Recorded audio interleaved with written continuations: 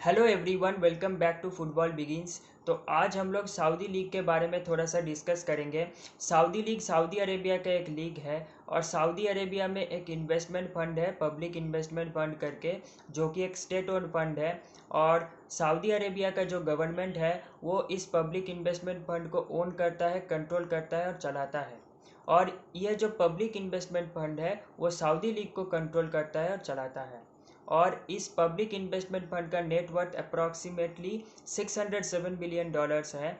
और एक recent news के बेसिस में ये कहा जा रहा है कि जो सऊदी अरेबिया का गवर्नमेंट है वो इस पब्लिक इन्वेस्टमेंट फंड का नेटवर्थ को $1 ट्रिलियन बनाना चाहते हैं विद इन 2025।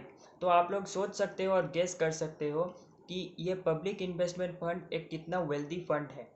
और ये जो पब्लिक इन्वेस्टमेंट फंड है वो सऊदी लीग के अंडर जितने भी क्लब्स हैं उनको कंट्रोल करते हैं और चलाते हैं।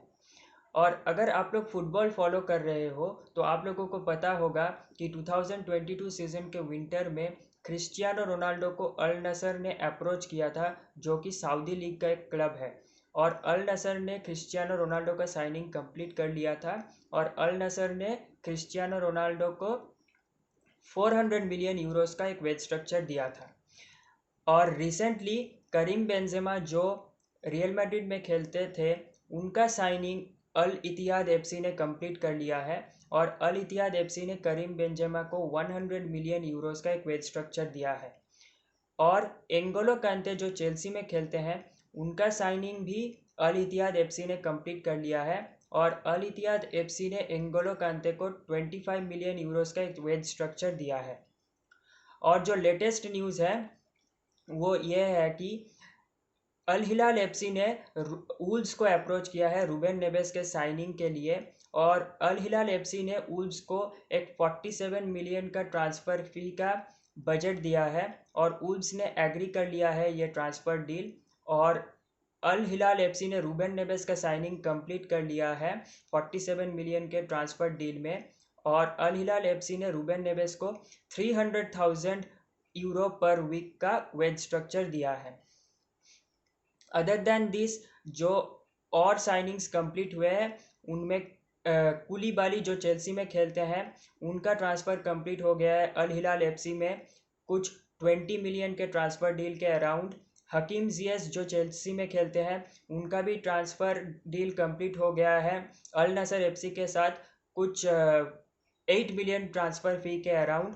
और एडवर्ड मेंडी जो चेल्सी के गोलकीपर है उनका भी ट्रांसफ़र कंप्लीट हो गया अल अहली एफसी के साथ कुछ 18 मिलियन के ट्रांसफ़र फ़ी के अराउंड। तो ये कुछ ट्रांसफ़र्स है जो ऑलरेडी कंप्लीट हो गया है, ऑलरेडी कंफर्म्ड हो गया है सऊदी लीग के डिफरेंट क्लब्स में।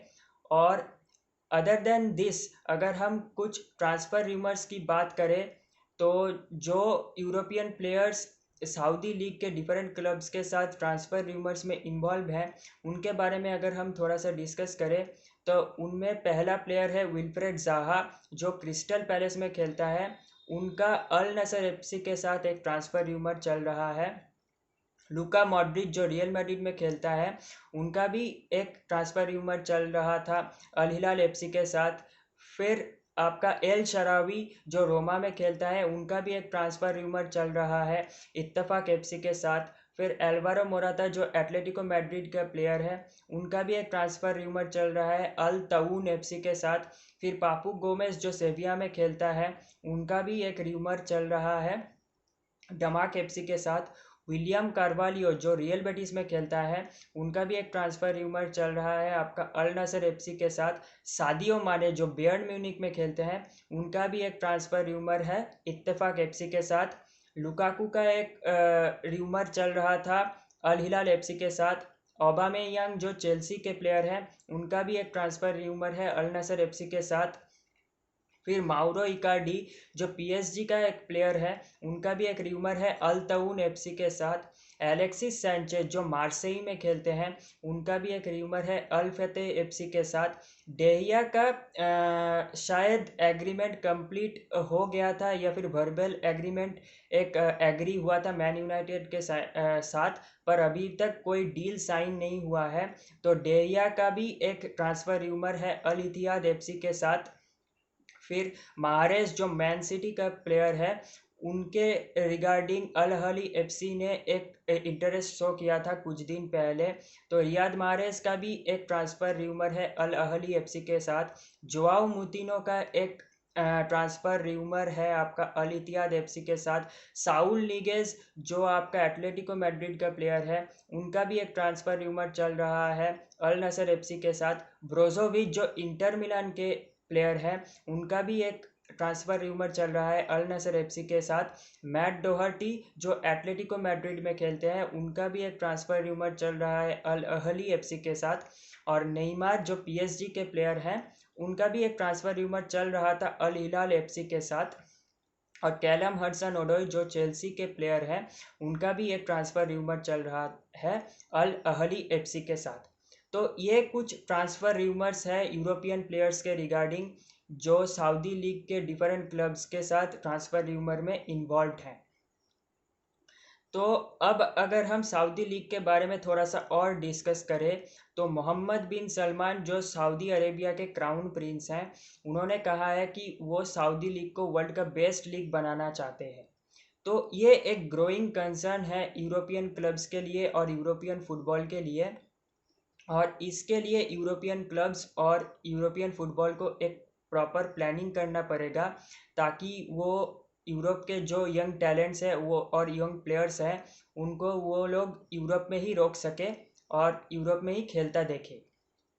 और इसके लिए यूईएफए, यूरोपियन क्लब्स और यूरोपियन फुटबॉल के जितने भी एसोसिएशंस हैं, उनको एक प्रॉपर स्ट्रैटेजिक प्लानिंग करना पड़ेगा, ताकि वो लोग सऊदी अरेबिया जो हर सीज़न एक huge amount of transfer money लेकर आ रहे हैं और यूरोपियन प्लेयर्स को ट्रांसफ़र कर रहे हैं सऊदी लीग में, उसको स्टॉप किया जा सके। और इसके लिए यूईएफए और यूरोपियन क्लब्स को एक साथ काम करना पड़ेगा और एक प्रॉपर स्ट्रैटेजिक प्लानिंग बनाना पड़ेगा, ताकि वो लोग यूरोप के जो जितने भी यंग टैलेंट्स हैं और यंग प्लेयर्स हैं, उनको यूरोप में ही रोक सके। और इसके रिगार्डिंग एक न्यूज़ है कि यूरोपियन सुपर लीग का फॉर्मेशन इसलिए भी हो सकता है, ताकि वो लोग सऊदी अरेबिया का जो इन्फ्लुएंस है यूरोपियन क्लब्स और यूरोपियन प्लेयर्स के ऊपर, उसको रोक सके, उसको स्टॉप कर सके। तो इसके लिए हम लोग यूरोपियन सुपर लीग का फॉर्मेशन देख सकते हैं आने वाले टाइम में। तो मेरे ओपिनियन में यूरोपियन फुटबॉल को एज सच कोई प्रॉब्लम नहीं होगा इमीडिएटली इस सऊदी लीग के इस ट्रांसफ़र सागा से। पर अगर ये ट्रेंड कंटिन्यूसली फॉलो होता रहे हर सीज़न, और अगर सऊदी लीग हर सीज़न एक ह्यूज अमाउंट ऑफ मनी लेकर आए और यूरोप के हर प्लेयर्स को सऊदी लीग में ट्रांसफ़र करे, तो हम लोग फ्यूचर में देख सकते हैं कि यूरोपियन क्लब्स को प्रॉब्लम फेस करना पड़े।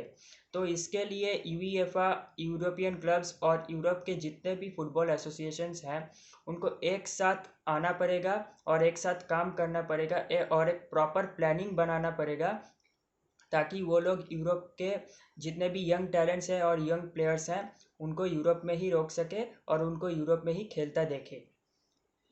तो आप लोग मेरे को कमेंट करके बता सकते हो कि आप लोगों का क्या ओपिनियन है सऊदी लीग के बारे में, और आप लोगों को क्या लगता है कि सऊदी लीग क्या कोई थ्रेट पोज कर सकते हैं यूरोपियन फुटबॉल को फ्यूचर में। उसके बारे में भी आप लोग मेरे को कमेंट करके बता सकते हो इस वीडियो में। अगर आप लोगों को ये वीडियो अच्छा लगा होगा तो वीडियो को लाइक कीजिएगा, इस वीडियो को ज़्यादा से ज़्यादा शेयर कीजिएगा, मेरे चैनल को भी सब्सक्राइब कर दीजिएगा।